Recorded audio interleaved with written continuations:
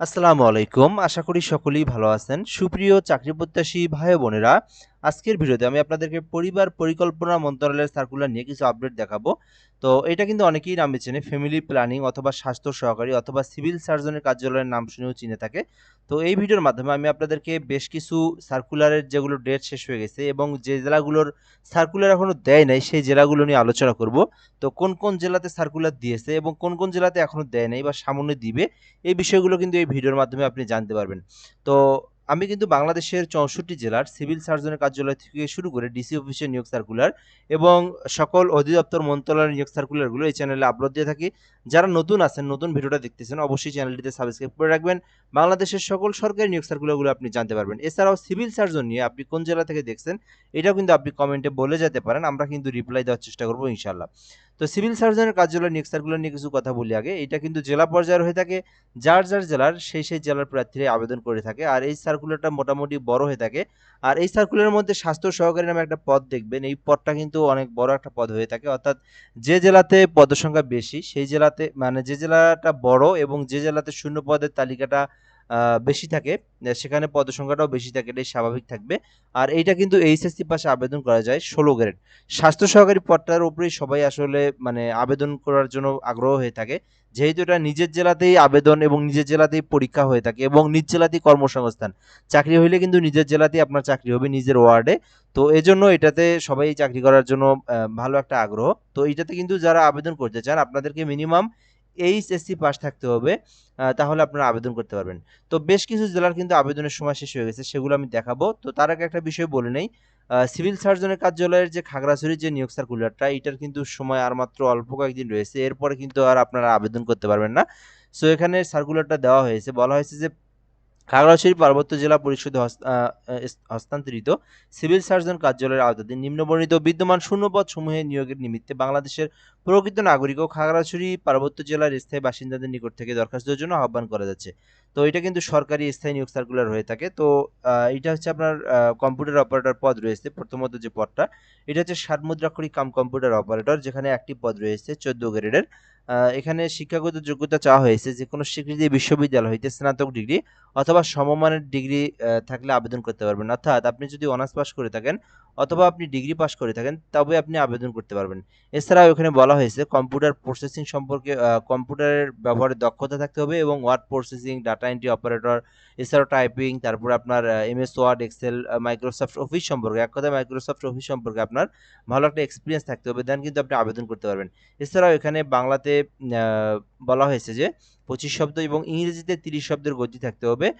তাহলে আপনি এইটাতে আবেদন করতে পারবেন। তো এখানে লিখিত পরীক্ষায় উত্তীর্ণ যারা হবেন তাদেরকে পরবর্তীতে ব্যবহারিক পরীক্ষা অর্থাৎ ভাইবা নিয়ে কিন্তু ভাইভাতে অংশগ্রহণ করতে হবে। তার সেখানে উত্তীর্ণ হলে কিন্তু আপনাকে আ মা আপনাকে কিন্তু চাকরিতে যোগদানের পর্যায়ে চলে যাবেন। ঠিক আছে? তো এখানে কিন্তু কম্পিউটারের ব্যবহারিক পরীক্ষা হবে, সেই বিষয়টা বলে দেওয়া রয়েছে। যেমন এখানে আপনার কম্পিউটার বেসিক প্রশিক্ষণ certificate, word processing, email, PowerPoint presentation, fax পরিচালনার দক্ষতা, অভিজ্ঞতা থাকতে হবে। এই বিষয়গুলো ছিল। তো এটা হচ্ছে আপনার কি, একটা সার্কুলার দেখলে আপনি বাংলাদেশের ৬৪ জেলার সার্কুলারই দেখতে পারবেন। যেমন ষাটমুদ্রাক্ষরিক এখানে যে যোগ্যতা এবং অভিজ্ঞতার কথা বলা হয়েছে, অন্যান্য সার্কুলার অন্যান্য জেলার ক্ষেত্রেও কিন্তু সকল কিছু একই। এরপরে অফিস সহকারী কাম কম্পিউটার মুদ্রাক্ষরিক রয়েছে। এখানে ৬ টি পদ রয়েছে, যেখানে আবেদনের জন্য শিক্ষাগত যোগ্যতা চাওয়া হয়েছে। যেকোনো স্বীকৃতি বোর্ড থেকে উচ্চ মাধ্যমিক থাকতে হবে। অর্থাৎ শুধুমাত্র এইচএসসি পাস করেছেন যারা, শুধুমাত্র এইচএসসি পাস করলে আপনারা এটাতে আবেদন করতে পারবেন। এখানে বলা হয়েছে কম্পিউটার প্রশিক্ষণ প্রাপ্ত থাকতে হবে এবং কম্পিউটার বেসিক, কম্পিউটার মুদ্রাক্ষরিক কোর্স সম্পূর্ণ সার্টিফিকেট থাকতে হবে। অর্থাৎ যাদের কম্পিউটার সম্পর্কে দক্ষতা রয়েছে এবং একটা সার্টিফিকেট রয়েছে এবং আপনি এইচএসসি পাস করেছেন, তাহলে আপনি কিন্তু এই অফিস সহকারী কাম কম্পিউটার মুদ্রাক্ষরিক এটাতে আবেদন করতে পারবেন। এখানে কিন্তু মোট ৬ টি পদ রয়েছে ১৬ গ্রেডের। এরপরে রয়েছে স্বাস্থ্য সহকারী পদ, যেটাতে কিন্তু পদের সংখ্যা বেশি হয়ে থাকে। তো আপনারা এইটাতে আবেদন করার চেষ্টা করবেন। স্বাস্থ্য সহকারী পদ ১১২ টি পদ রয়েছে ১৬ গ্রেডের।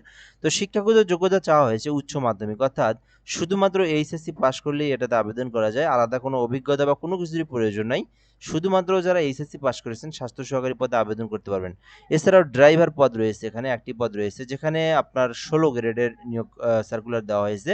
শিক্ষাগত যোগ্যতা চাওয়া হয়েছে অষ্টম শ্রেণী পাস এবং বিআরটিএ থেকে আপনার একটা বৈধ ড্রাইভিং লাইসেন্স থাকতে হবে এবং অভিজ্ঞতা থাকলে আপনাকে অগ্রাধিকার দেওয়া হবে। তো ড্রাইভার পদে যারা আবেদন করতে চান শুধু অষ্টম শ্রেণী পাস থাকলে আবেদন করতে পারবেন।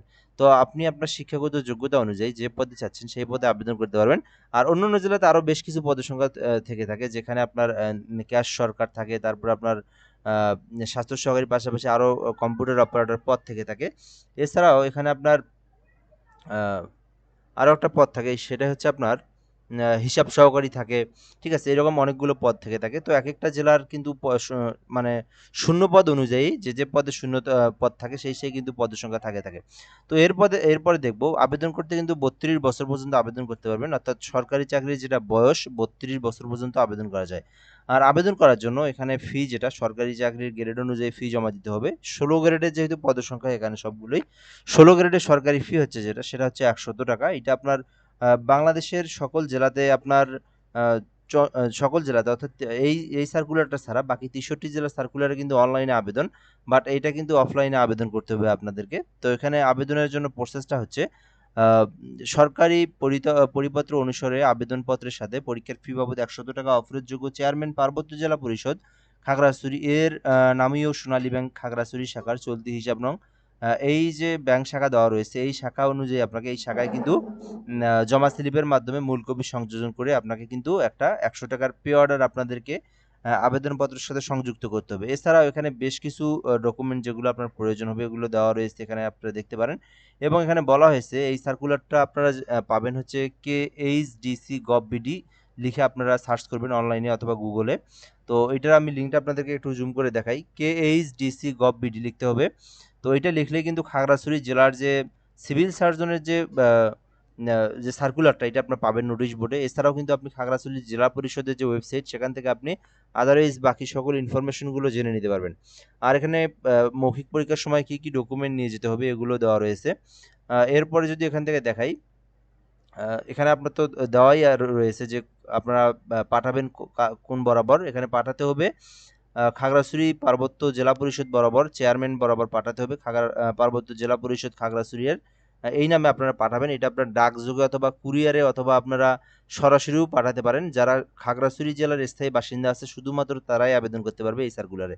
তো এরপরে যে বিষয়টা অনেকেই জানতে চাচ্ছে যে কোন কোন জেলাতে, তো বেশ কিছু জেলাতে কিন্তু সার্কুলার অলরেডি দেওয়া হয়েছে, যেখানে রাজশাহী জেলার কিন্তু সার্কুলার যেটা সেটা দেওয়া হয়েছে, এটার কিন্তু সময় শেষ হয়েছে। এছাড়াও জয়পুরহাট এবং লালমনিরহাট এবং নরসিংদী, নেত্রকোনা, নোয়াখালী এই জেলাগুলোর সার্কুলার অলরেডি দেওয়া শেষ হয়ে গেছে।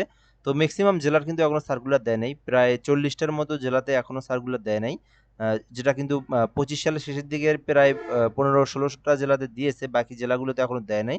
তো যেহেতু নির্বাচন পরবর্তী এরপরে কিন্তু এখন সার্কুলার দেওয়া শুরু হবে।